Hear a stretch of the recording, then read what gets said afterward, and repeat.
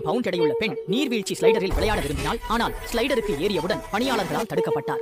ஏனெனில் இங்கு எடை வரம்பு 200 பவுண்ட் மட்டுமே. அவர் அந்த வரம்பை தெளிவாக மீறியுள்ளார். ஆனால் அந்த பெண் பணியாளரின் எச்சரிக்கையை முற்றிலும் புறக்கணித்தார். தொடங்கும் முன் ஒரு பிரபலமான வசனத்தை கூறினார். அவர் பேசிக்கொண்டே நேராக ஸ்லைடரில் உட்கார்ந்தார். பணியாளர் அவரை ஸ்லைடரில் இருந்து தள்ளியவுடன் அந்த பெண் ராக்கெட் போல் கீழே பாய்ந்தார். நாமெல்லாம் அறிந்தது போல அது மிகவும் சுகமாக இருந்தது. ஆனால் விரைவில் அவளது தோழி ஏதோ தவறு நடக்கிறது என்பதை கவனித்தார். ஸ்லைடில் வேகம் மிக அதிகமாக இருந்ததால் கீழே வந்துவிட்டாலும் அவள் அடுத்த கணம் ஒரு பெரும் சத்தத்துடன் குழந்தைகள் நீச்சல்.